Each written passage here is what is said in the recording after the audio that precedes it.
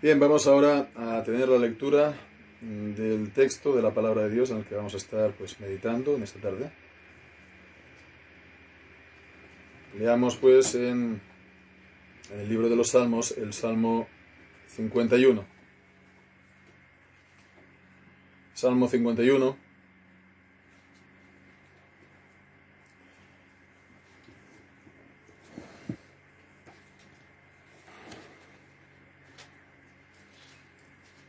Y dice así la palabra del Señor. Al músico principal. Salmo de David. Cuando, después que se llegó a Betsabé, vino a él Natán, el profeta. Ten piedad de mí, oh Dios, conforme a tu misericordia. Conforme a la multitud de tus piedades, borra mis rebeliones. Lávame más y más de mi maldad y límpiame de mi pecado, porque yo reconozco mis rebeliones y mi pecado está siempre delante de mí. Contra ti solo he pecado, y he hecho lo malo delante de tus ojos, para que seas reconocido justo en tu palabra, y tenido por puro en tu juicio. He aquí, en maldad he sido formado, y en pecado me concibió mi madre. Y aquí tú amas la verdad en lo íntimo, y en lo secreto me has hecho comprender sabiduría.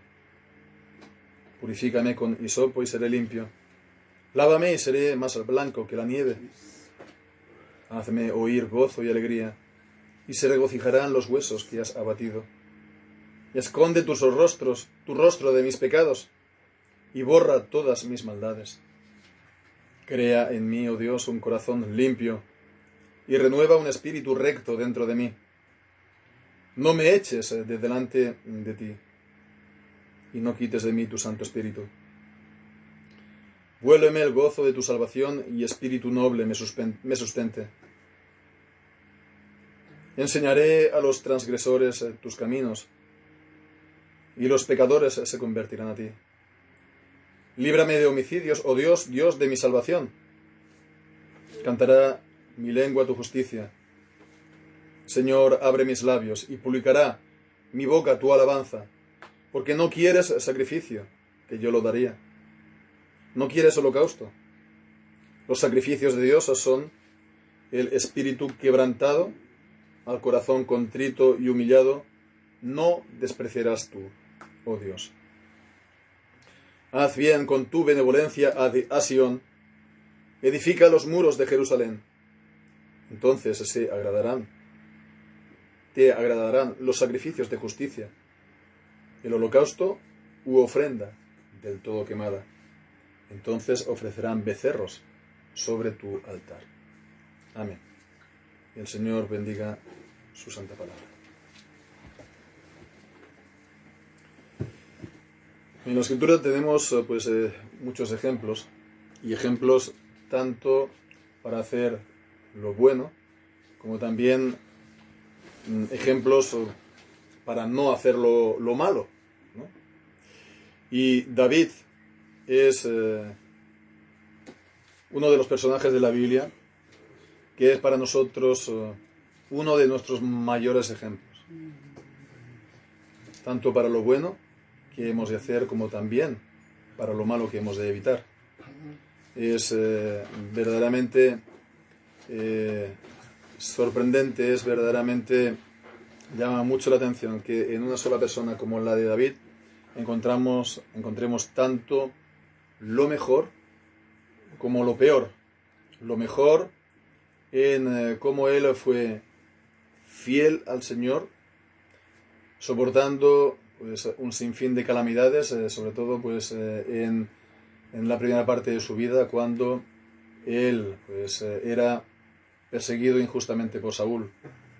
Y David, de esta manera, se puede ver como una especie de encarnación o una especie de ejemplo, de paradigma, de tipo del creyente perseguido en este mundo, por causa de la verdad, por causa de la justicia, por causa del Evangelio, por causa de Cristo, siendo injustamente atacado, incluso por aquellos que también de alguna manera confiesan a Dios, aquellos a que de alguna manera pues también están dentro incluso del pueblo y sin embargo atacan a los verdaderos hijos de Dios.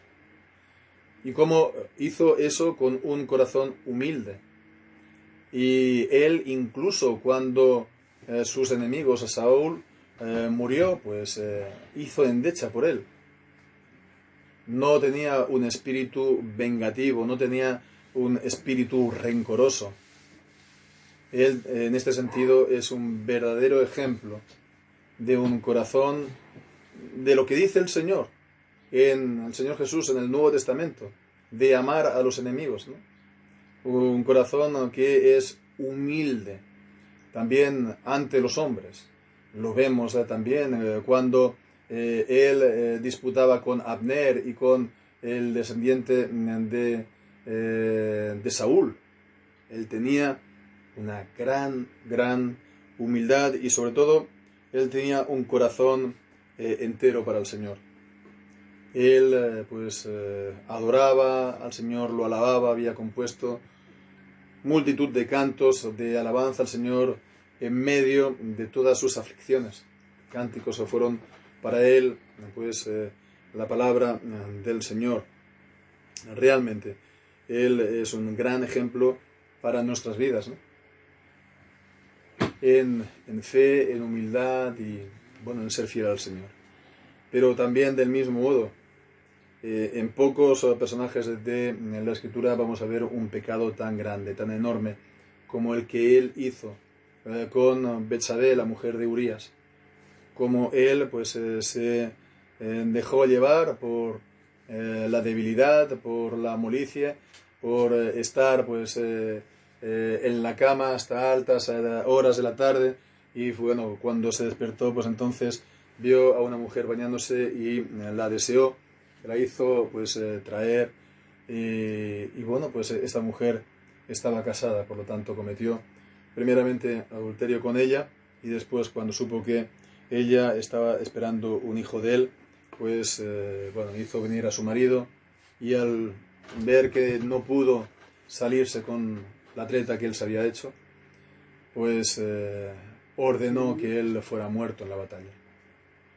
Realmente vemos que no solamente fue entonces un pecado, le llevó a otro, la inactividad, la dejadez, le llevó a pecar con esta mujer y esto además a cometer un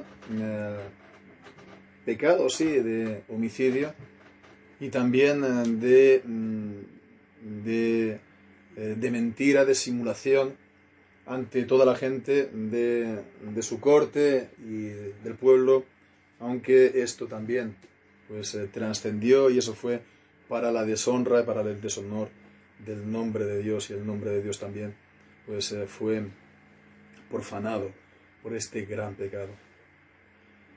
Bien, entonces vemos que en este salmo David, en medio de su gran maldad, también es un ejemplo para nosotros, en medio de su gran pecado. ¿Por qué? Porque él nos muestra lo que es el arrepentimiento para con Dios. De lo que en el libro de los Hechos, en el Nuevo Testamento, se nos dice el arrepentimiento para vida, según lo que hemos estado también leyendo en Ezequiel capítulo 18, arrepentíos y viviréis. Bien, tenemos entonces este gran ejemplo, gran modelo en esta oración, en este salmo, de lo que es este arrepentimiento para con Dios, y lo vamos a estar mirando en sus partes principales, y encontramos hasta cinco partes en esta oración de arrepentimiento de David. Primero vemos los versículos 1 y 2, la súplica de David. Es la petición principal de David a Dios. Y es la primera con la que él comienza el salmo directamente. No va con rodeos, va directamente a decirle: ten piedad de mí, oh Dios, conforme a tu misericordia, conforme a la multitud de tus piedades, borra mis rebeliones. Ten piedad de mí. Es lo que Él apela, lo que Él pide, que Él se apiade, que tenga misericordia. No está entonces aquí, pues, abogando por sus méritos. Él era una persona de grandes, podemos decir, méritos. Como hemos visto, Él había hecho, pues, grandes obras para el Señor. Él había tenido un corazón, pues, humilde e íntegro y enteramente para el Señor. Pero había cometido ese gran pecado y entonces se cumple también en Él, como no puede ser de otra manera, lo que también hemos leído en el capítulo 18 de Ezequiel, que si el justo se aparta y peca, las justicias que hizo no le serán tenidas en cuenta. Entonces vemos que Él no está aquí apelando y diciendo: Señor, yo en la antigüedad he sido un hombre que ha hecho grandes cosas para ti y he sido muy fiel para ti. No está diciendo esto. ¿Qué está apelando? Solamente a la misericordia de Dios. Podemos guardar enteramente la palabra de Dios y ser la persona más fiel y más justa. Sin embargo, si quebrantamos el mandamiento de Dios uno solo, nos hacemos reos delante de Dios de juicio y de condenación. Y no podemos entonces aportar lo que hayamos hecho para mitigar, para compensar, para nivelar algo de la gravedad del pecado. Un solo pecado es capaz de arrojar a una alma, a un hombre, al infierno. Y ahí tenemos, si no, a Adán, creado en justicia, creado en santidad. ¿Con cuántos pecados él fue arrojado del paraíso? Él fue, bajo la sentencia de muerte, la separación de la comunión de Dios. ¿Con cuántos pecados él tuvo que recibir todo esto? Y diríamos más, ¿no? ¿Qué pecado fue? No fue un pecado de homicidio como el de Caín, no fue un pecado de adulterio o de homicidio como el como aquí el de David. Fue la transgresión del simple mandamiento de Dios. Del simple mandamiento de Dios. En aquello que dijo: no hagas esto. Y él lo hizo. Por lo tanto, pues él se hizo reo de muerte, él y toda su descendencia. Y apela, por lo tanto, David aquí solo a la misericordia de Dios. Lo vemos, está incluso pues concentrado: conforme a tu misericordia, conforme a la multitud de tus piedades. Ten piedad de mí. Y vemos también a continuación lo que él pide que Dios le haga. Dice: borra mis rebeliones. Borra de delante del rostro de Dios, de la presencia de Dios, su culpa.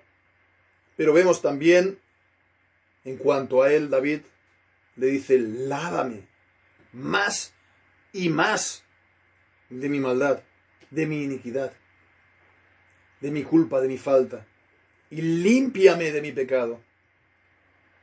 Él quiere verse libre de la contaminación del pecado. El pecado no es solo que yo transgredo los mandamientos de Dios y ya está. El pecado tiene una consecuencia también en nuestra vida, en todo lo que hacemos en contra de la voluntad de Dios.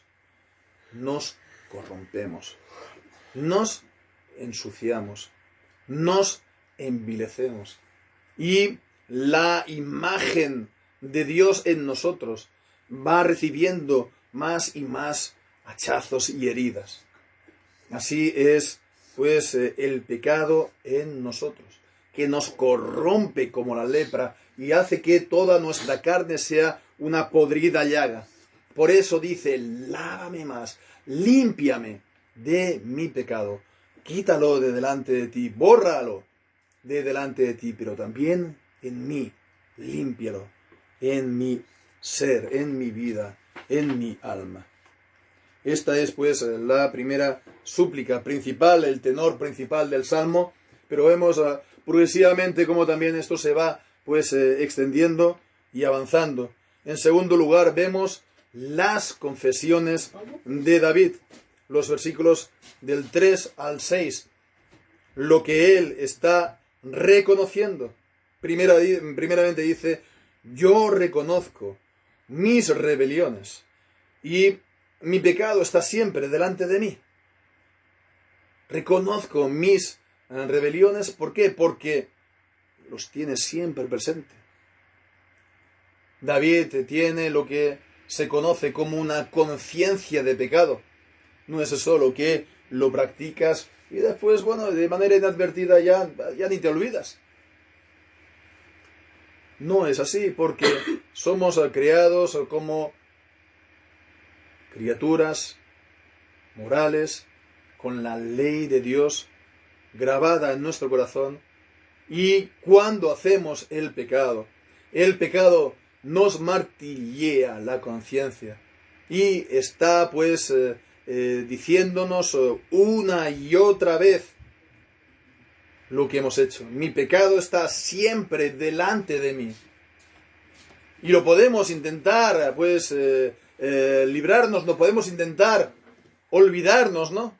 Algunos por medio de la bebida, o por medio de las drogas, o por medio de, no sé, irse a recorrer 3 o 4 veces el mundo y estar mirando pues todas las cosas que uno hace. Y he aquí tal vez una de las razones por las que antes de la pandemia y del confinamiento en el antiguo mundo la gente viajaba tal vez tanto, para intentar huir de lo que había sido su vida en pecado. No lo reconocemos con los demás. No es de lo que hablamos con ellos cuando nos encontramos a tomar el café. No es ni siquiera lo que de una manera abierta nosotros lo decimos a nosotros mismos, a nuestra alma.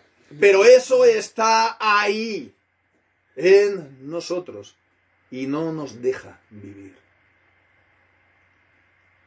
Las confesiones de David en el versículo 4. El pecado es contra Dios, contra ti solo he pecado. Únicamente contra ti he pecado. El pecado es contra Dios y es contra su ley.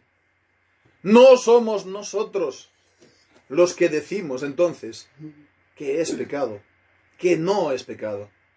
A la gente pues a veces dice: a mí esto no me parece que sea pecado, porque no le parece según él bien, o no le parece según él suficientemente grave. Perdón, no le parece mal o no le parece suficientemente grave. Pero no es él quien decide, ni somos nosotros, los hombres, quienes decidimos lo que es pecado, sí o no. Porque ¿qué es el pecado?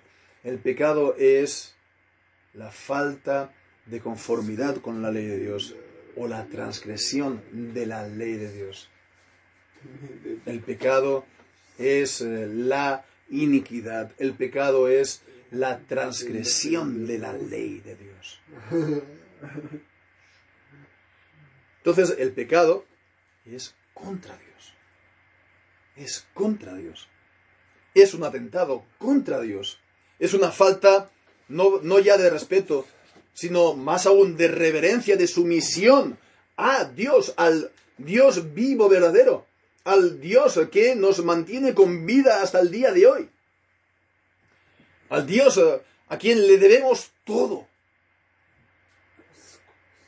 Contra ti solo he pecado y he hecho lo malo delante de tus ojos, para que seas reconocido justo en tu palabra y tenido por puro en tu juicio. Y David lo reconoce. Él confiesa su pecado. Él está repitiendo las palabras mismas de Dios con sus labios.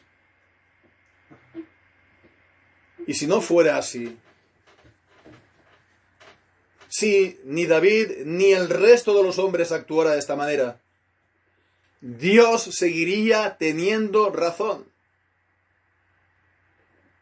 Dios tiene siempre la razón para que seas reconocido justo en tu palabra y tenido por puro en tu juicio. Y el apóstol Pablo en Romanos dice, sea Dios veraz y todo hombre mentiroso. Aun si todos los hombres pues hacen lo contrario y no lo reconocen, Dios tiene siempre la razón. Y es justo Dios al declarar y al señalar esto como pecado, y es justo Dios al dar la condenación y el castigo al pecado. Vemos también ahora la tercera confesión de Dios. Él confiesa, si antes ha estado confesando las acciones que Él ha hecho, los pecados que Él ha realizado, que Él ha cometido, pues ahora Él confiesa el pecado con el que Él ha nacido. He aquí, en maldad he sido formado, y en pecado me concibió mi madre. Vemos que aquí está diciendo David, y por medio de su boca la palabra de Dios está enseñando que los hombres nacen en pecado. No solo eso, son concebidos en pecado. Que todos los hombres, por lo tanto, en toda la historia, están sumidos y sumergidos en un océano de pecado. Esto nos dice la palabra de Dios, por lo tanto, que el hombre al nacer no es inocente. El hombre ya al nacer es pecador, porque tiene una naturaleza pecadora, un corazón pecador, un alma pecadora, que ha recibido de los padres. Esto es lo que se conoce con la expresión el pecado original, que se recibe de los primeros padres, Adán y Eva. El hombre cuando nace no es inocente. El hombre cuando nace ya está entonces en el banquillo del culpable. ¿Por qué? Porque es pecador. Porque ha recibido esa naturaleza corrompida que lo inclina a todo tipo de mal y de pecado. Bien, pues en maldad he sido formado y en pecado me concibió mi madre. Y hay gente tal vez que todavía pueda negar o impugnar el pecado original y decir que el hombre es bueno por naturaleza, pero el problema es que es la sociedad que lo corrompe, o el problema es que es el sistema que lo echa a perder, o que no le da oportunidades, ¿no? No, el problema no está fuera de nosotros, el problema está dentro de nosotros, en nuestro propio ser.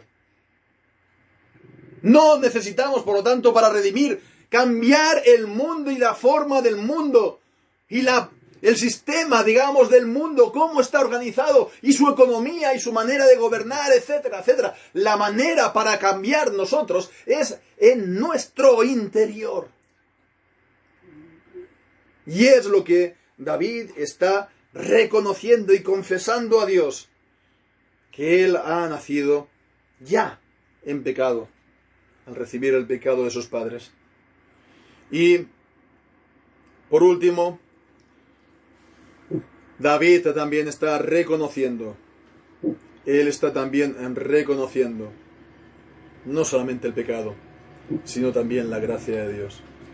Por una parte, en el versículo 6 dice, he aquí, tú amas la verdad en lo íntimo del corazón, en lo íntimo del alma del hombre. Y dice, y en lo secreto me has hecho comprender sabiduría. Vemos, aquí está confesando, por lo tanto, la obra de Dios en él. Una obra de gracia, para que él pueda comprender la gravedad de su pecado, lo que él ha hecho y lo que ésta merece. Le ha hecho comprender sabiduría. Y esta sabiduría procede ¿de dónde? Del temor de Jehová, del temor al Señor.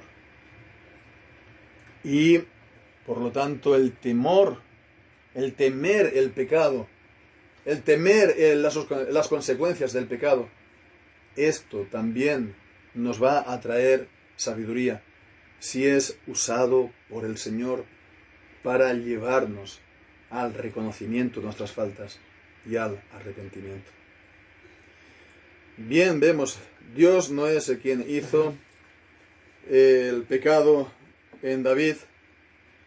Dios es quien el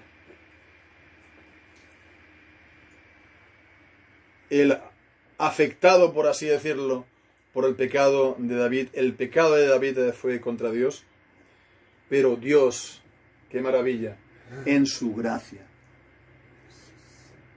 actúa para que David sea restaurado. Y vemos ahora en tercer lugar, en los versículos del 7 al 12, las peticiones de David. Hemos visto la petición inicial de David, hemos visto en segundo lugar las confesiones de David y ahora en tercer lugar toda una serie de peticiones desde el versículo 7 hasta el versículo 12. Primeramente, purifícame con hisopo y seré limpio, lávame y seré más blanco que la nieve. La misma petición ampliada que hemos visto en el versículo 2, lávame más y más de mi maldad. Él desea, por lo tanto, estar limpio, verse libre de la presencia y del efecto contaminante del pecado en su vida. Hazme saber en el interior que esto ya ha pasado. Hazme saber que el pecado que está martilleándome ha sido ya borrado y puedo ya tener paz y puedo tener ya la tranquilidad en la conciencia. Purifícame y límpiame de mis pecados y maldades. En el versículo 8 también dice, hazme oír gozo y alegría, y se regocijarán los huesos que has abatido. El pecado, vemos, quita el gozo, quita la alegría. El pecado nos engaña porque siempre antes nos promete diversión, nos promete alegría, como prometió el diablo, la serpiente, a Eva y a Adán, que si cometían pecado serían como dioses. Pero después da amargura. Y así pues el pecado, en vez de darnos la alegría prometida, el gozo, ¿qué es lo que nos da? Nos da desolación, nos da desesperanza, nos da ruina. Y Él está pidiendo, por lo tanto, que le devuelva otra vez el gozo y la alegría. En el versículo 9 tenemos otra petición. Dice, esconde tu rostro de mis pecados y borra todas mis maldades. Otra vez está pues pidiendo y amplificando la petición inicial. Un perdón completo, esconder el rostro de mis pecados y borrar todas mis maldades. Versículo 9, de la misma manera que dijo en el versículo 1, borra mis rebeliones. Pero completo, porque a continuación dice, crea en mí, oh Dios, un corazón limpio y renueva un espíritu recto dentro de mí. Borra, es decir, borra completamente el pecado de delante de ti, la culpa de mi pecado, y ahora pues también en mi interior lo que Él ha hecho. Crea en mí, oh Dios, un corazón limpio, renueva un espíritu recto dentro de mí. Aquí ya está hablando, por lo tanto, de la también santificación. Hazme más puro, hazme más limpio, hazme más santo. Y versículo 11, vemos el deseo de no ser pues expulsado de delante de la presencia de Dios. Adán, al pecar, fue expulsado de Edén juntamente con Eva, este territorio en el que El hombre estaba en comunión, en libertad, estaba pues en la presencia de Dios. Fue expulsado de ahí. Y aquí pues dice, no me eches de delante de ti, no quites de mí tu Santo Espíritu.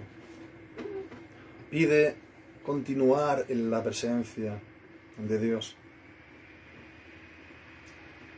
y tener el Espíritu Santo permanentemente en él. El Espíritu Santo que se atrista al ver el pecado, se contrista, se enoja y da pues media vuelta. Pues dice que no quites de mí tu Santo Espíritu, la súplica que le hace. Y por último también, vuélveme el gozo de tu salvación. La salvación da gozo, un verdadero, completo gozo en el alma. Sin ella estamos sumidos en la calamidad. Vuélveme el gozo del saber que soy salvo. Vuélveme el gozo de estar en comunión contigo. Vuélveme el gozo, oh Señor, y un espíritu noble me sustente. Un espíritu en el que hay paz, un espíritu en el que hay serenidad, un espíritu en el que hay confianza, un espíritu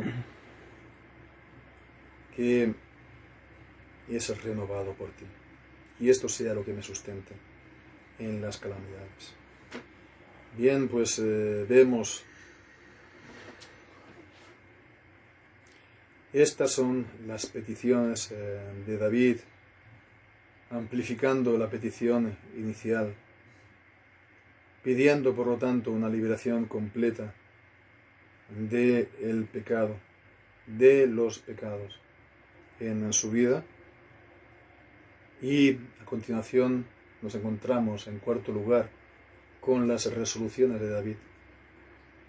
No es, por lo tanto, el perdón algo que reciba porque él va a dar algo a cambio a Dios, pero sin embargo vemos que no solamente él está suplicando y pidiendo pues este perdón.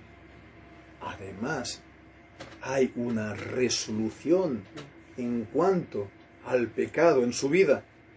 Las resoluciones de David en los versículos 13 al 15. Enseñaré a los transgresores tus caminos, y los pecadores se convertirán a ti. Él era rey. Él tenía una responsabilidad como ministro de Dios, de guardar y hacer guardar la palabra de Dios. Guardarla a él y hacerla guardar en su pueblo. De manera que las leyes que se hicieran no contravinieran la palabra de Dios. Sin embargo, él, vemos aquí, está diciendo, enseñaré a los transgresores tu camino. Ya también, pues, por experiencia, él como pecador, perdonado, hablando a los pecadores. Él como pecador redimido, que merece, igualmente que ellos, la condenación, pero perdonado por la gracia de Dios. Dice, haz toda esta obra en mí, de tu gracia y tu misericordia, y yo enseñaré a los transgresores tu camino. Y cuando recibimos la gracia de Dios y el perdón de Dios, nuestro deseo ha de ser este, en la medida que podamos, en la medida que lo tengamos oportunidad de ello, a la gente que podamos, hablarles de Dios, hablarles de su palabra, advertirles que por el camino en el que van lejos de Dios, lo único que van a conseguir es la condenación, pero que en Dios hay abundancia de misericordia para todo aquel que se vuelve a Él. También, pues, vemos en el versículo 14, líbrame de homicidios, oh Dios, Dios de mi salvación, cantará mi lengua tu justicia. le pide que le vuelva a preservar. Él conoce su propia debilidad. Dice, líbrame de homicidios, el pecado que él había cometido. Uno de ellos. Líbrame. Y entonces dice, yo también cantará mi lengua tu justicia. Tu justicia, la justicia con la que somos justificados delante de él. Acerca de la obra de justicia, acerca de la obra de salvación para los pecadores. Y por último dice, Señor, abre mis labios y publicará mi boca tu alabanza. Abrir los labios, que también pues no solamente es darle la oportunidad, sino que todas estas cosas estén en su corazón, porque la boca habla de lo que rebosa el corazón. Haz que estas cosas estén pesando en mi interior, para que al abrir la boca hable de ellas y las publique, y alabe tu nombre, porque eres bueno y misericordioso para los pecadores.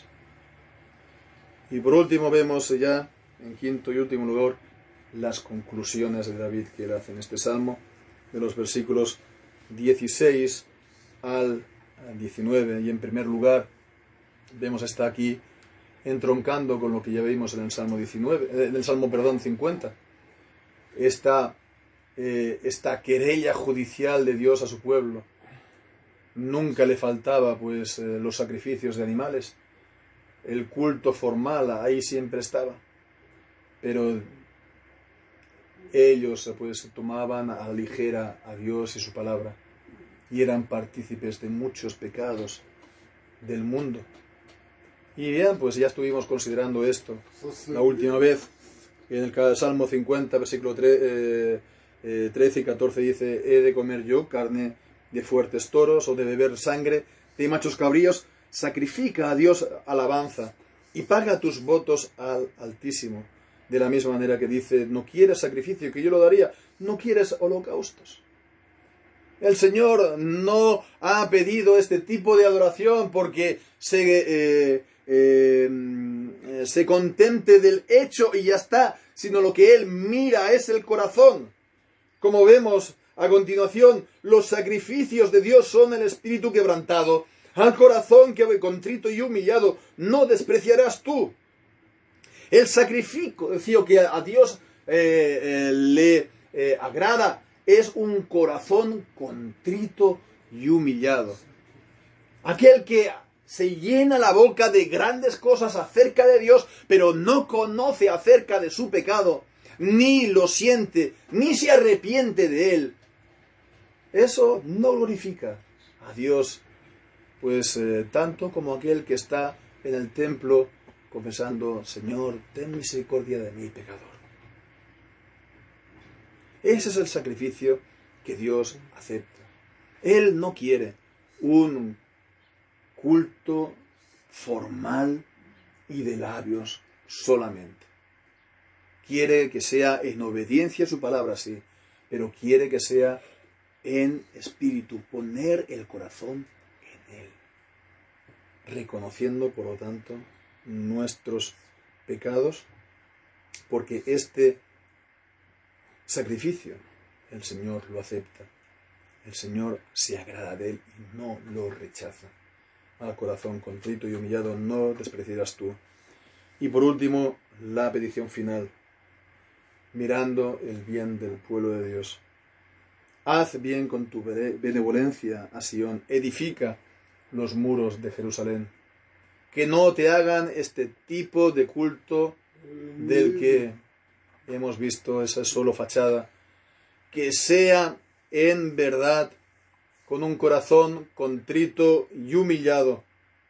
Y entonces te agradarán los sacrificios de justicia.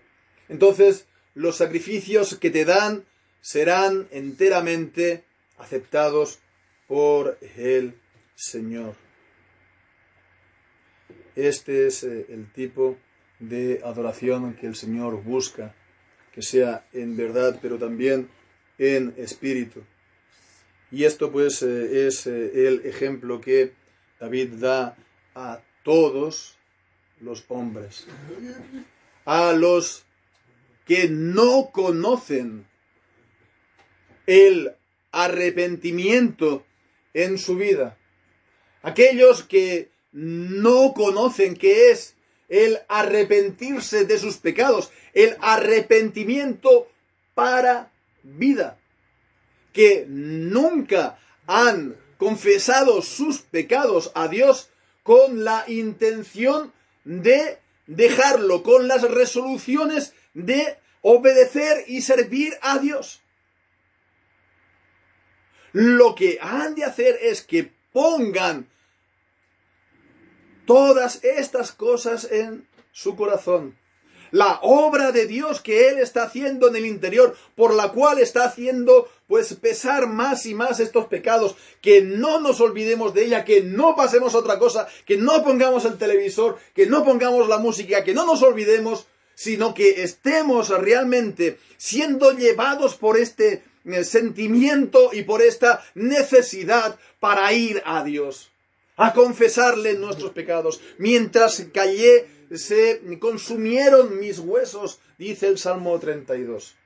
Mientras no confesemos nuestros pecados, el pecado va a estar ahí delante de Dios y va a estar ahí también en nuestra vida. No pensemos que sin arrepentimiento, por nuestra simpatía, por lo que nuestras buenas emociones al ver a los demás, a las personas, que eso nos va a quitar algo de nuestros pecados. Un solo pecado nos hace reos delante de Dios, y todos hemos cometido infinidad de pecados. Arrepiéntete. No quiero la muerte del impío, sino que se arrepienta y viva. Arrepiéntete para que tengas vida delante de Dios. Pero también a los creyentes, porque este pecado de David era de un creyente que tenía el Espíritu Santo, que había conocido la benignidad del Señor, que había recibido la gracia de Dios. Nosotros no pensemos que por haber tenido la gracia de Dios nosotros en nuestra vida, por haber recibido el perdón de Dios, que es también para vida eterna. El que cree en el Hijo tiene vida eterna, nos dice la palabra de Dios. No pensemos que esto nos excluye de confesar nuestros pecados. Si confesamos nuestros pecados, Él es fiel y justo para perdonar nuestros pecados, y la sangre de Jesucristo, su Hijo, nos limpia de toda maldad y de toda iniquidad. Y eso lo dice el apóstol Juan en su primera epístola a los creyentes. No vivamos inadvertidamente, no vivamos con ligereza el perdón y la misericordia de Dios. No digamos, bueno, ya el Señor nos ha perdonado por adelantado todos los pecados que hayamos cometido. Si hemos verdaderamente conocido la gracia de Dios, evitemos los pecados, evitemos el transgredir los mandamientos de Dios. Hagamos todo lo que esté en nuestra mano para seguir los caminos de Dios. Y nada más ver que hemos pecado, confesemos a Dios, arrepintiéndonos de nuestros pecados. Y eso a diario, porque no hay hombre que siempre haga el bien y nunca caiga. Si el Señor mirare los pecados, ¿quién podrá mantenerse? Nos dice el Salmo 130. Pero en Dios hay perdón, para que sea reverenciado. Y este es el camino del perdón para todos nosotros. Que el Señor, por lo tanto, bendiga su santa palabra en nosotros. Así sea. Amén. Vamos ahora